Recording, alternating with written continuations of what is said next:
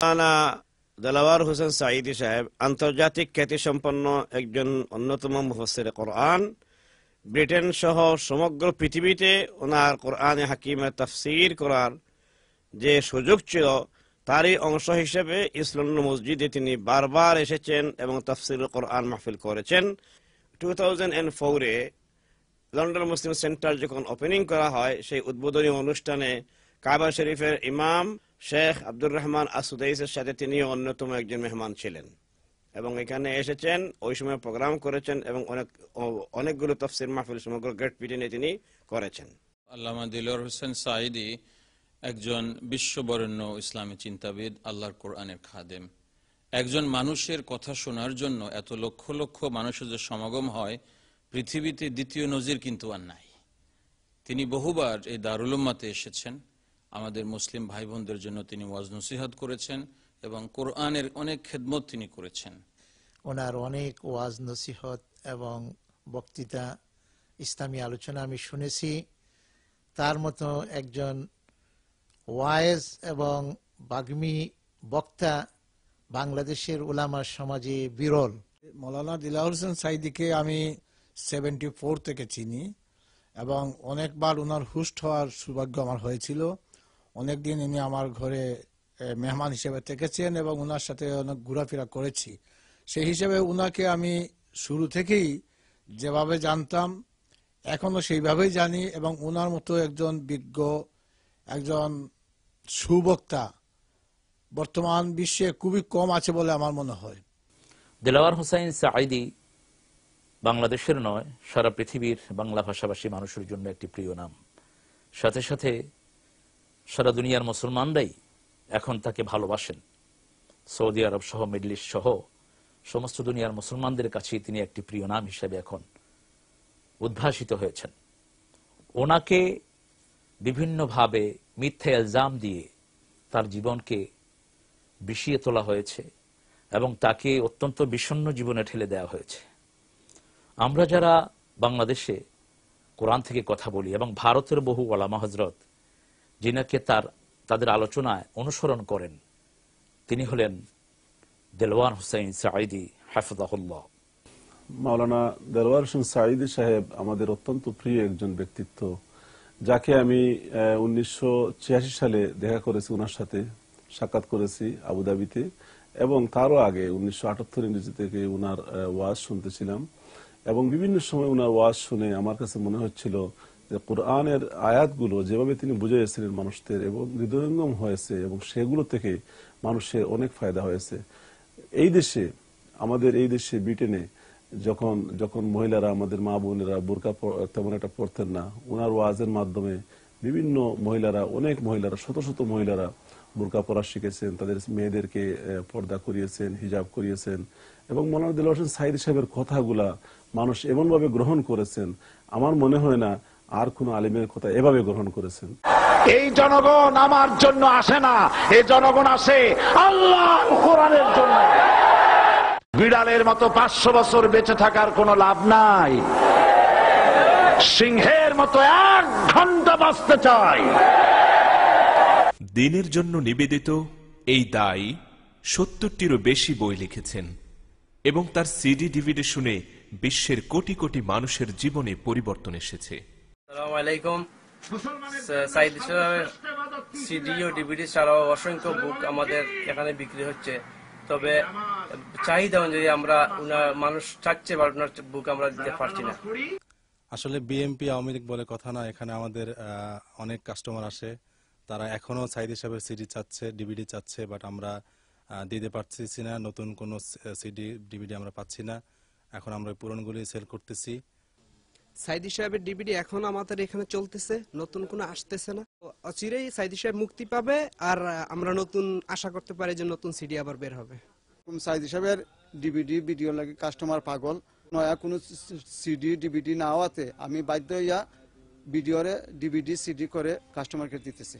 আল Furqan bookshop 1999 সাল থেকে শুরু হওয়ার পর থেকেই আল্লামা দেলাওয়ার হোসেন সাঈদী সাহেবের সিডি ডিভিডি অডিও বাংলাদেশ থেকে প্রচুর পরিমাণে আসতো এবং আমাদের ব্রিটেন তথা ইউরোপের গ্রাহকরা, ক্রেতারা এখান থেকে অনেক সিডি ডিভিডি ক্রয় করত, কিন্তু গত কয়েক বছর থেকে মাওলানা সাইদি সাহেব জেলে ঢুকার পর থেকে এখন উনার সিডি ডিভিডি গুলো অনেক কমে গেছে, এখন পাওয়া যাচ্ছে না এবং আমাদের গ্রাহক তথা ক্রেতারা অনেক আফসোস করতেছে।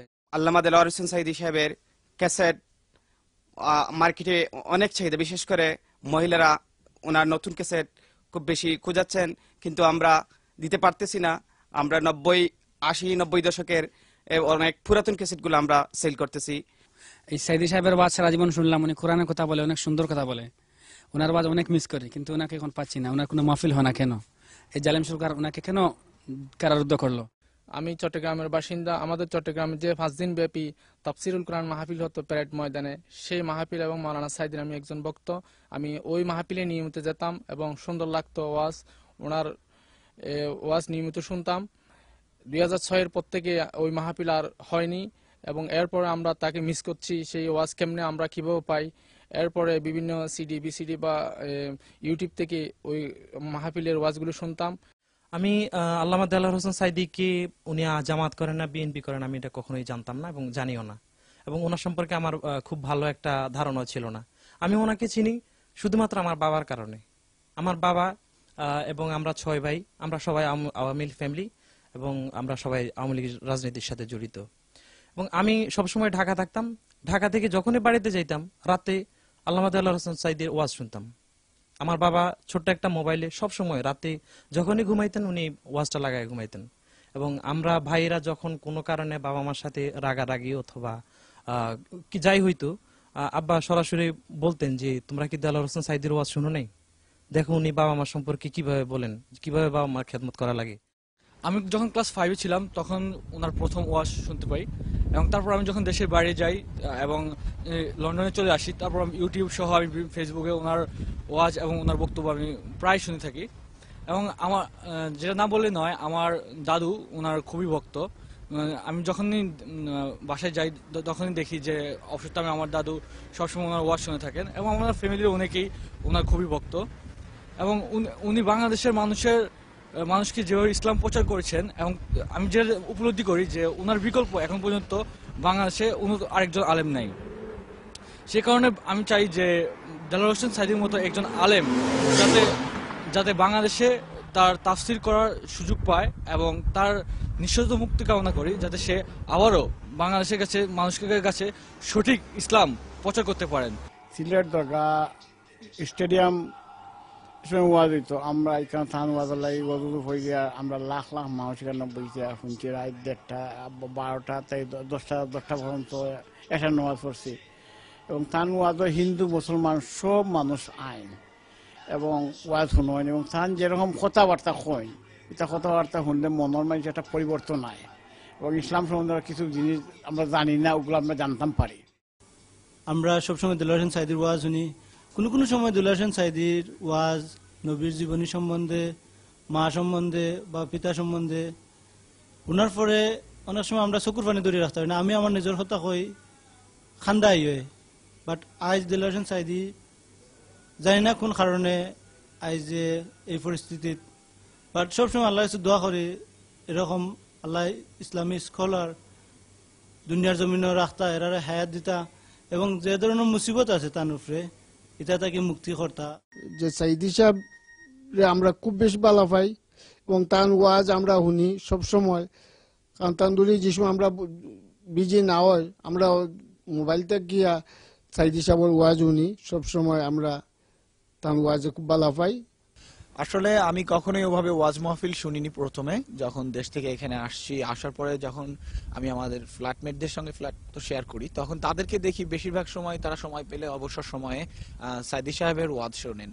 তো আমি অতটা আকৃষ্ট ছিলাম না তাদের ওয়াজ শুনে, তারপরে ভালো লাগছিল, তো আমি নিজে নিয়ে শোনা শুরু করলাম। একটা সময় আমি বুঝতে পারলাম যে না, আসলেই মানুষ তাকে ভালোবাসে, এবং তার ওয়াজের মাধ্যমে আমি অনেকটাই আকৃষ্ট হয়েছি, ইসলাম সম্বন্ধে আরো বেশি অনুভব করেছি। আমার নিজের জীবনে ইসলাম কতটা গুরুত্বপূর্ণ, আমার পারিবারিক জীবনে, আমার প্রত্যেকটি দেশের রক্ষা, দেশের জন্য যে ইসলাম যে কথাগুলো বলেছেন সাইদি সাহেব তার ওয়াজের মাধ্যমে যে কথাগুলো আমাদেরকে বলেছেন এবং কোরআন হাদিস সম্পর্কে যে বিস্তারিত বর্ণনা দিয়েছেন তা আসলেই আকৃষ্ট করার মতো, এবং আমি নিজে তার এগুলো থেকে অনেকটাই উপকৃত হয়েছি।